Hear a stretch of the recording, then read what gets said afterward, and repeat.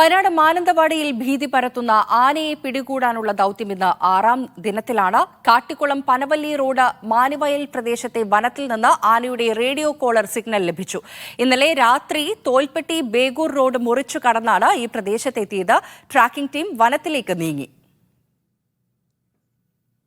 T Anees അലിയാണ് mission Belur മക്നയുമായി ബന്ധപ്പെട്ട വിവരങ്ങൾ നൽകാൻ ചേരുന്നത്. Anees, good morning. ഇന്നലെയും ഞാൻ പറഞ്ഞിരുന്നു, അനീസ് കുറേ ദിവസങ്ങളായിട്ട് ഈ ബേലൂർ മക്നയെ പിടികൂടാനുള്ള ദൗത്യത്തിന് പിന്നാലെയാണ്.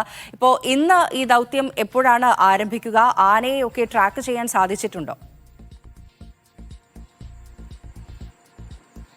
നിലവിൽ ഇന്നലെ ഒരു പകൽ മുഴുവൻ ഉണ്ടായിരുന്നത് കർണാടക വനാതിർത്തിയായ ബാവലി വനമേഖലയിലായിരുന്നു ഈ ബേലൂർ മഗ്ന ഉണ്ടായിരുന്നത്.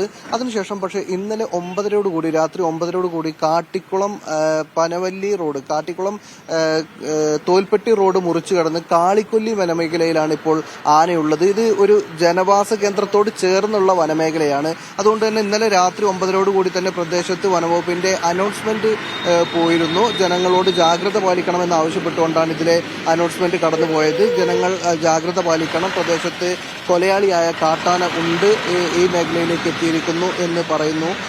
എന്തായാലും ഇപ്പോൾ റേഡിയോ കോളർ സിഗ്നൽ അവസാനം ലഭിച്ചിട്ടുള്ളത് ഈ പ്രദേശത്തു നിന്നാണ്. അതുകൊണ്ട് ഈ പ്രദേശത്തെ കാട്ടിലെവിടെയോ ഈ ബേലൂർ മഗ്ന ഉണ്ട് എന്ന പ്രതീക്ഷയിലാണ് വനംവകുപ്പ് ഉദ്യോഗസ്ഥരുള്ളത്. എന്തായാലും ട്രാക്കിംഗ് ടീം ഇപ്പോൾ തന്നെ കാട് കയറാൻ തുടങ്ങിയിട്ടുണ്ട്. എന്തായാലും അവർ നൽകുന്ന വിവരങ്ങളെ തുടർന്നായിരിക്കും ഇനി RRT സംഘങ്ങളുമായി കൂടി വിദഗ്ധ സംഘം, ഡോക്ടർമാരടങ്ങുന്ന RRT സംഘം കാട്ടിൽ കയറുക. ഇന്നലെ 2 തവണ ഈ ബാവലി വനമേഖലയിൽ വെച്ച് ആനയെ മയക്കുവെടി വെക്കാൻ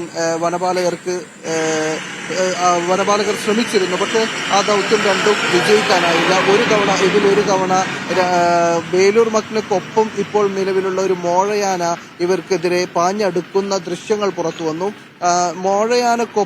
ബേലൂർ മഗ്നക്കൊപ്പം മറ്റൊരു മോഴയാന കൂടി ഉണ്ട് എന്ന് തെളിയിക്കുന്ന ദൃശ്യങ്ങൾ കഴിഞ്ഞ ദിവസങ്ങളിൽ തന്നെ വനം വകുപ്പിന്റെ ഡ്രോൺ ക്യാമറയിൽ പതിഞ്ഞിരുന്നു. അതേ തുടർന്ന് ഈ ആന ഇത് മുഴുവൻ സമയവും ഇതിന്റെ കൂടെ തന്നെ ഉണ്ടോ എന്ന് സംശയമുണ്ടായിരുന്നു. പക്ഷെ ഇന്നലെ വനംവകുപ്പ്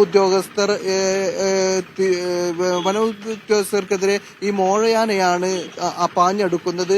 അതോടുകൂടി തന്നെ പൂർണ്ണ സമയവും ഈ 2 ആനകളും ഒരുമിച്ചാണ് സഞ്ചരിക്കുന്നതെന്ന് വ്യക്തമായിരുന്നു.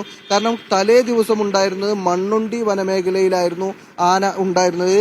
അതിനുശേഷം പിന്നീട് അത് രാത്രി തന്നെ ഒരുപാട് ദൂരം സഞ്ചരിച്ച്, കിലോമീറ്ററോളം സഞ്ചരിച്ച് കർണാടക അതിർത്തിയിലുള്ള കർണാടക വനമേഖലയിൽ ഉൾപ്പെട്ട നാഗർഹോള വനമേഖലയിൽ എത്തിയിരുന്നു. അവിടെ നിന്ന് തിരിച്ച് വീണ്ടും ഇന്നലെ തന്നെ അത് കേരള അതിർത്തിയിലേക്ക് എത്തി.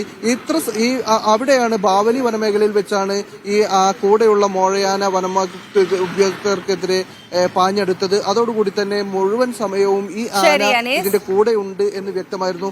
ഇത് ഏറ്റവും വലിയ വനത്തിൽ നിന്ന് ഇപ്പോൾ റേഡിയോ കോളർ സിഗ്നൽ ലഭിച്ചിട്ടുണ്ട്. ട്രാക്കിംഗ് ടീം വനത്തിലേക്ക് നീങ്ങിയിട്ടുണ്ട്. ഇപ്പോൾ മയക്കുവെടി വെക്കാൻ സാധിക്കുമെന്നൊക്കെ വരും മണിക്കൂറുകളിൽ നമുക്ക് അറിയാൻ കഴിയും. ടി അനീസ് അലിയാണ് വിവരങ്ങൾ നൽകിയത്.